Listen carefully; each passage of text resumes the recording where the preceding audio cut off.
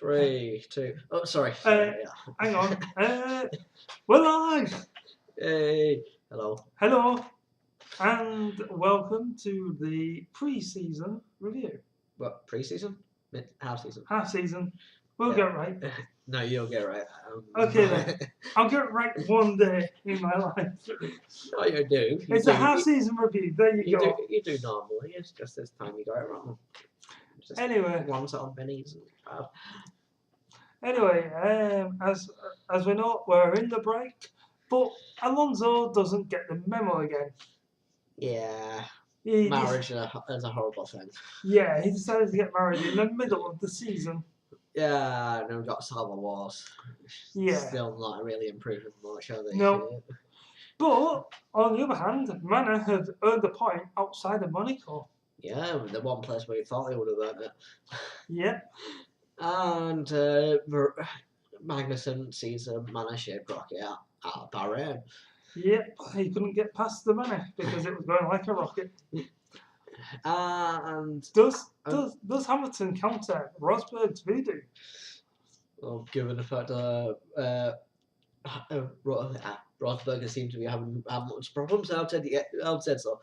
Yeah, it's kind of just turned on its head. Yep. So there we go. But I think before we go on to teams and drivers, it might be a good idea to talk about the thing that's been dominating radio messages. Yeah, it became a big thing, didn't it? Yeah. First with Hamilton just asking his team about some issues he was having. But, he lost power and the team went, no, we cannot help you. Yeah, you have to sort it out yourself. Was it Baku, the Azerbaijan Grand Prix for Europe? Mm-hmm. Yeah, and then he was just like, but he figured it out, which is a good thing, without his team's help, which better for him because it means that points he only he gets to keep all of it. So yeah. But then the one that really caused all the issues is Rosberg. Yeah, outright getting his team's help. Yes. Which now has caused a clampdown on radio messages. Yes. So now, so they've changed the rules now, and instead of sorry, I'm stuttering, but instead of actually being told over a radio, they can come into the pits and be told in person. Yeah. Which is going to cost teams a lot of time. Which is probably when they should have done it from the start. We would save this hassle at least, but obviously they hope that the way they were doing it was going to work out, but well, as we can see, it hasn't. Yeah, but and also just for your opinion on radio messages, the fact that they're allowed to say somebody's like so far ahead of you or so far away from you, do you think that should be allowed? I personally do, because it's not really helping them. It's kind of helping a driver, but isn't outright telling them what they need to be doing to catch up. Yeah. Well, tell what they need to do to change what they're doing. Yeah. Or anything like that. And do you think this is actually going to make teams too scared to talk on the radio? Well, they kind of already scared at the beginning of the season to start talking on the radio. Yeah. You could. Was it this year that he brought in? Yeah, it was this year they really clamped down on it. Yeah, because it wasn't Rosberg's comments about what do I need to do here. I'm really trying to insist on give me that information. What the team weren't giving him, we can't say because I'm struggling to remember when that was. That's all. Yeah, but like I said, it's like, and I know there's been very mixed driver reactions as well. Like I think Vettel's like, no, this is like going too far. Well, I think it's fine. It gives a bit more variation to the race if they are having issues. Yeah, but I do like the idea now that they don't tell them how to start the car from the the starting positions. Like when they're about to leave, they've got to now manually do the clutch, manually do the speed, manually set off, and they don't have a beep in their ear anymore. And I think that's definitely a good thing. Yeah, because it means it's a bit more driver-based the start, which it should be. Yes. Which has come into effect in quite a few of the races, to be fair. Because you see, was it Rosberg in the last race, or was it Hamilton that did it? But he just kind of dropped right back because, well, got off to a bad start because they missed the correct point to initiate the start. Yeah. And yeah. Yeah. So, and another thing is Haryanto and Kvyat. Yeah, they're the emotions from what they currently, well, the positions they were holding in the teams. Yeah. Well, Kvyat got a big amount, which probably the first one of the two. So we should probably start with that one at least. Yeah. Because he got demoted because of his clashes with Vettel over a couple of races. He got demoted to the Toro Rosso. Yeah, he did, and then Verstappen got moved up. Yeah. Questions got brought up, not just because of Kvyat getting moved down, but because of Verstappen going up, because he thought, because people are still under the impression he's a young driver. He's about 18 now, or maybe 19, or I think he's 19. Yeah, he's just like still young and he's still a teenager. Is it really too much for him? He's proven himself, definitely, but his kind of slight immaturity is still showing through. Yes, but that isn't really the point here, is it? No. It's all about Kvyat. Just doesn't seem to have recovered well for it and showing much improvement to how he should be driving. Yeah, and the other one is very recent. Haryanto. Yeah, and it was just being discussed at the last race by various organisations. Well, kind of presenting shows, being presented now. Yeah. Because he's because it's all about sponsorship and everything. Yeah, it's all about the financial side of it and him not being able to basically fulfill his seating position of his contract financially. But they have said that until the end of the season, he still does have a job as a reserve driver. Yeah, which is fair enough. They've at least got him to keep a seat, well, at least a seat in the team. Yeah. But yeah, it's just a question of, is it the right thing to do? Yeah, that's true. Because, well, and then it leads into another question of, well, is the money being fairly distributed? Yeah, but which is always the big thing that people want to with this one. Yeah, I mean, like, is it fairly distributed, or are big teams given too much and smaller teams not given enough? Yeah. The biggest argument people have at the moment is Ferrari, because apparently they are given the most money off the FIA than any other team. But I think that's probably a topic for another. Yeah, to go into detail on it. Yeah. Yeah. Yeah, but still, Haryanto being dropped because of this. It's just a bit. It's one of those where you go, yeah, is it right? Yeah. I think it's right in one sense, wrong in another. But yeah, we can go into depth into this a bit another time if we can.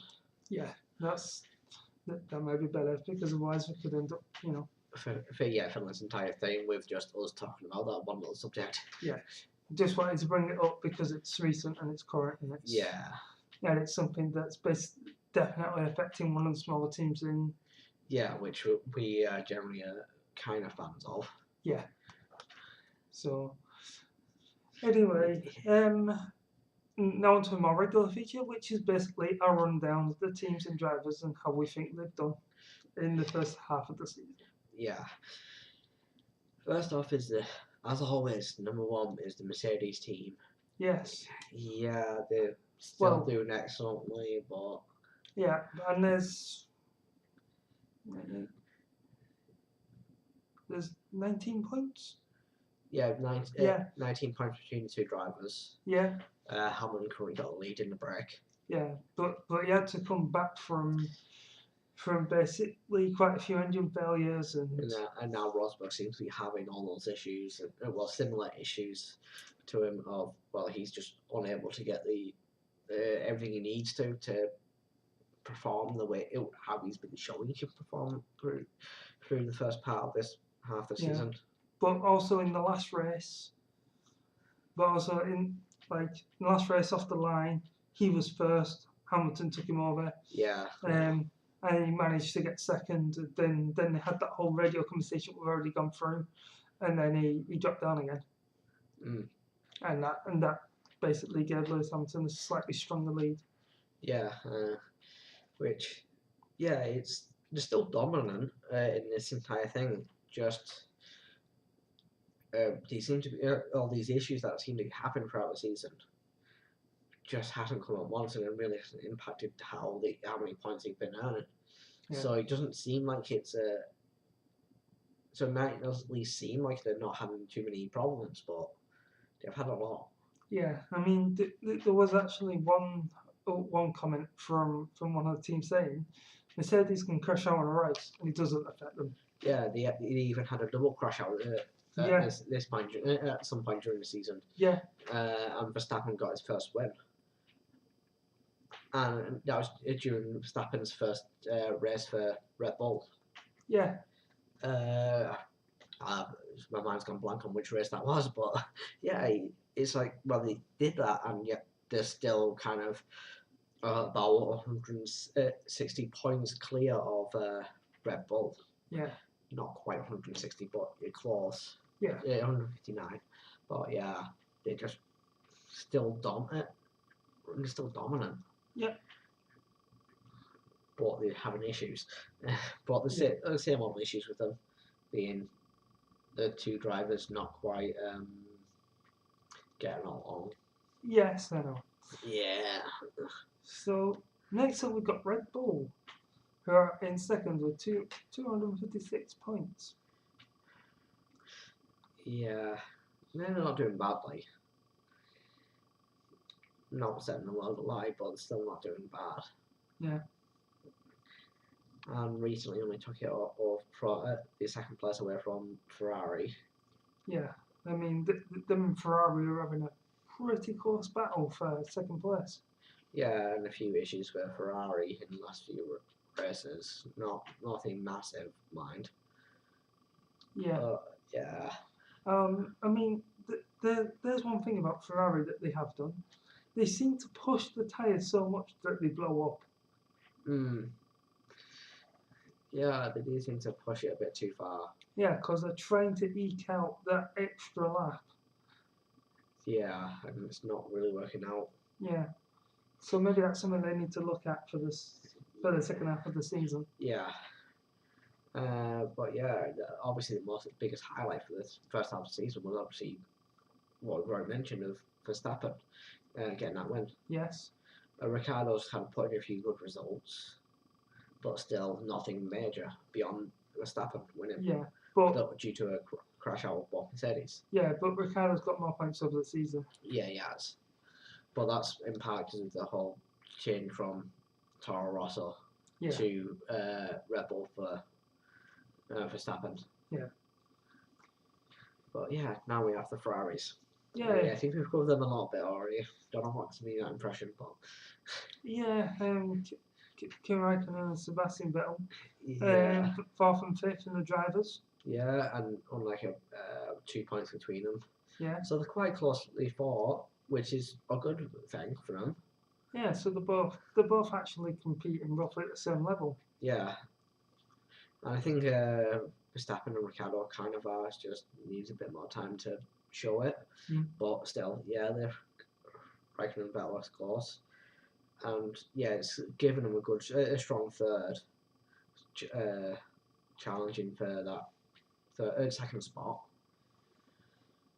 But once again, they're not really setting the world light. Yeah. Now we have Williams. Now this is an interesting one in the constructors' battle, because you've got Williams on 96, Force India on 81, Toro Rosso on 45.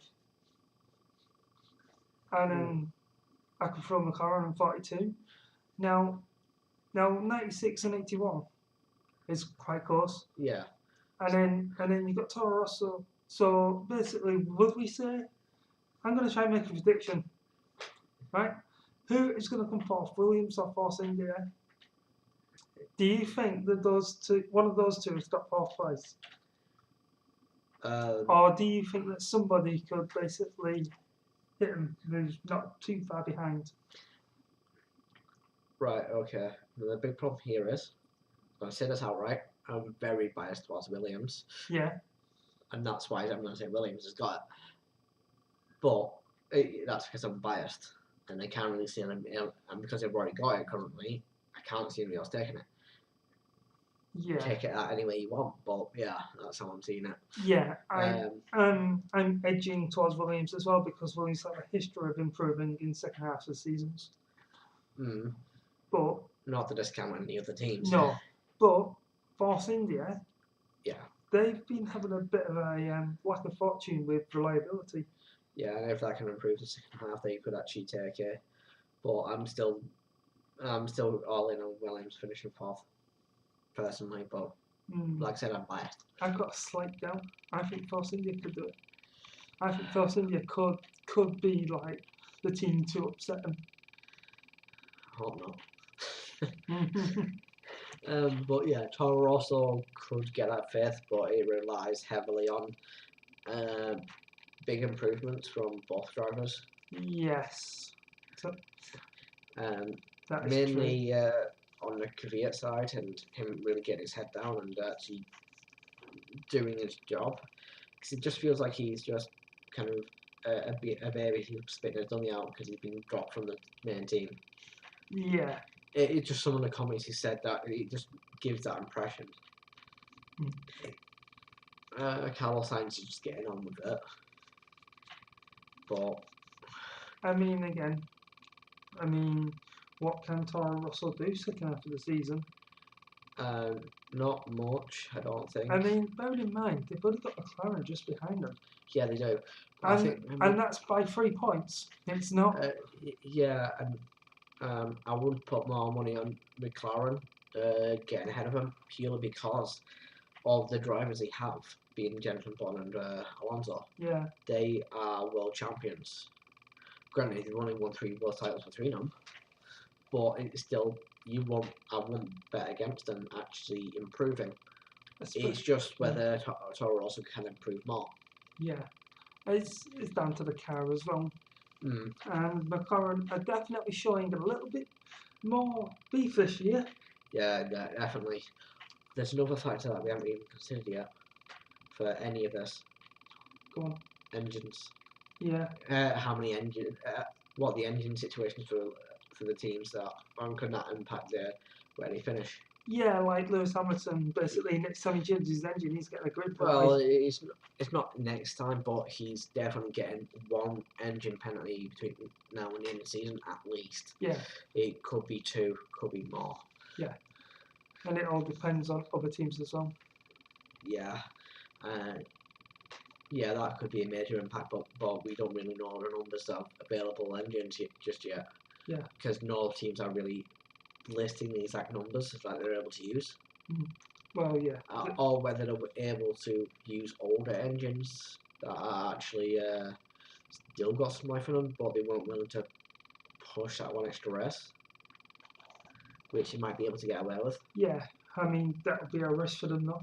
It would be a risk, but it's still an option. I don't know if they're able to within the current regulations. Yeah, because there was one team that, if I remember correctly, one team did that last year, and it basically blew up on them.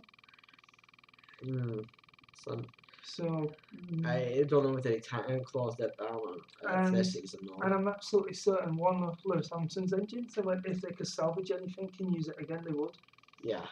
So yeah. It seems like they can. Yeah, I think they can. Well, yeah, the McLaren is definitely, I would say, within a shout of getting 6th. Yeah. Well, In 8th place, we've got the Ferrari clone. Haagen-Dazs. Hmm. Sorry, I just can't help but seeing the name as Haagen-Dazs. Shouldn't have made that joke earlier this year. Yeah, Haas F1. Yeah. Yeah, as they've said, they found it not as easy as they thought it would be. Yeah, I mean, we kind of suspected as much. yeah, I mean, they came in a big fanfare. We're using a Ferrari wind tunnel, we're using a Ferrari engines. We're basically got Ferrari parts and yeah. And then everything else just went, actually, no. Thank you, Grosjean, for getting us every single point we have. And if he leaves at any point during the season, it's like, well, there goes any potential points we could earn, it seems. Yeah, depends who they bring in. But yeah, but that just feels that way, that they would lose their main source of points. Yeah. Because his team there, blah blah blah. Yeah, Gutierrez. Yeah. Yeah, he's got flaws, but he hasn't quite earned those points yet. Yeah. You would hope he could improve and get those points, but for the second half of the season. But I don't know if it's because he became a test driver for Ferrari, or anything. But you never know. Yeah. Well, like I said, they came in with big fanfare, and then when it came to, because I remember covering this in our last one, when it came to like the free practice, they went, hang on a minute, this is a bit harder than we thought. We had too high expectations. We better lower them. Yeah, I think they're doing well for essentially a brand new team. Yes, they are. They've brought on at least one driver that was there they should have been Grosjean, because given how much points he's earned in the team, it turned out to be the best move for them to do. Yes. Maybe not necessarily the best move for Grosjean, but given how the other team's gone that he left, which we'll come to soon. Yeah, it's next on our list, but it's like, that hasn't turned out well for that team, has it? And then I say this is the next one is the biggest underachievers of the first half of the season. Yeah. Renault. Yeah. The bright yellow car. Yeah, they're the team that I would have put money on doing again, easily been in double figures. Mostly because they got built out of the Lotus, who was doing extremely well last season. Yeah. Despite the lack of funds, but now they got the funds, but they haven't seemed to keep the staff that were doing extremely well. Yeah. So they changed a lot of the top management. Yeah, which changed the direction enough to where it's just not being done correctly. Yeah. So although Lotus have been saved, they're unfortunately being stifled at the same time. Yeah, Magnussen just getting them 6 points, and that was it. Yeah. Because Palmer's not doing as well as he could be. I don't know if it's because he's just struggling with to get to grips with F1 or anything, but yeah, he's just not got there. Well, next on the list, and you said they're the biggest underachievers. Yeah, I think they are. There's another team that I can put down as being an even bigger underachiever, but we're not going to get to them yet, because next we're going to go into his Manor. Probably the biggest achievers of the season. If you believe us, then yes. If you believe us. Yeah. 1 point. Yep. From he got promoted to that 10th. We're happy about that because we want to see this team do well. Yeah. Because it gives us something to talk about. Yeah. Small teams always give us something to talk about, which is the main point of this entire thing. Yeah. I suppose we've got to thank Perez. Yeah, to a degree. But and we're grateful that he didn't get hurt as well. Yeah, obviously. We're grateful he didn't get hurt, but we thank him for going off the track for this race just so we've got something to talk about. Yep. yeah, Austria turned out to be a great place for him to be at to earn a point. Because it's an even bigger place for us to talk about them earning point. Because we've always put Monaco as being the best place to earn points if you're a small team. Yeah.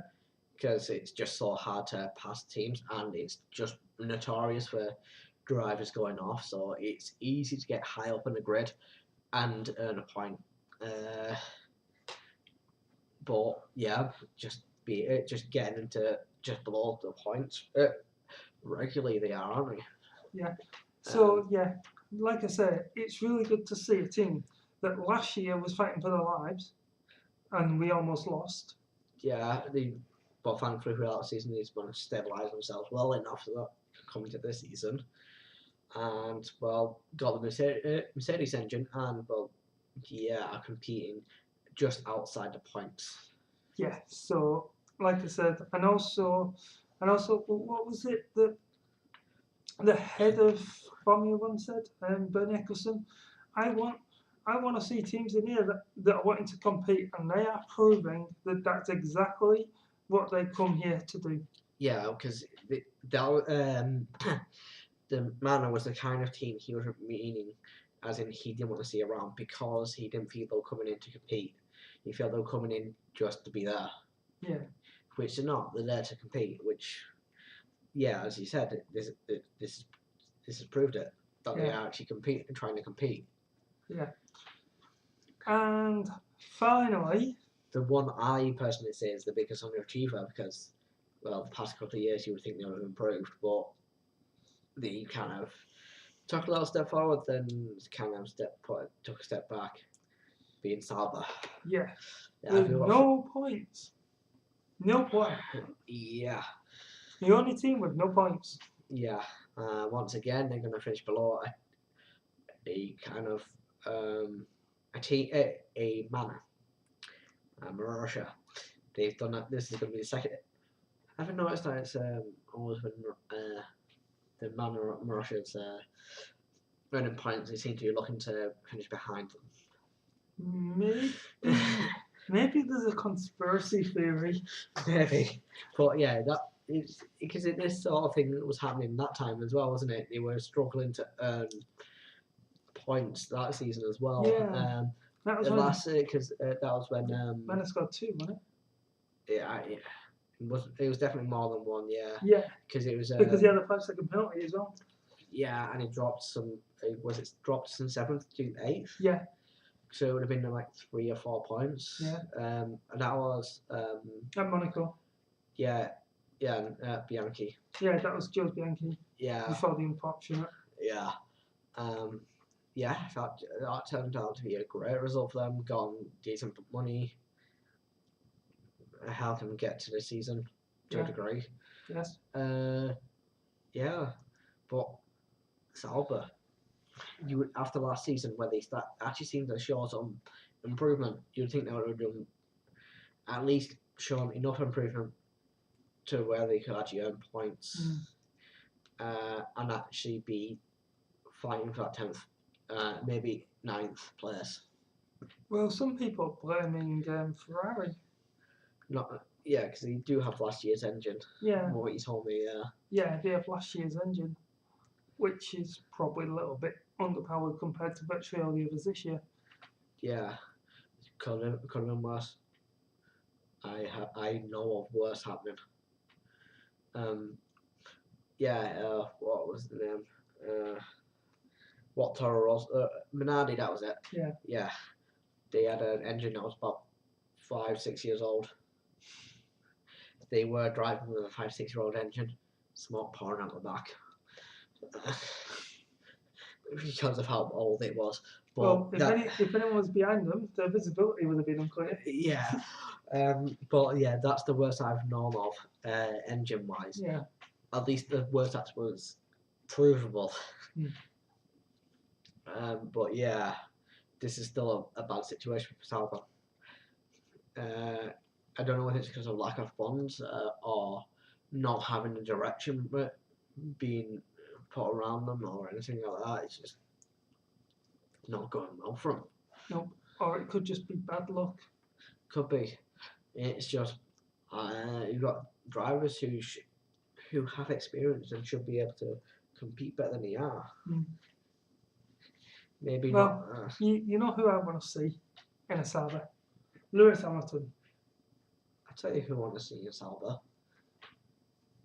A driver who will earn points. Doesn't matter who it is.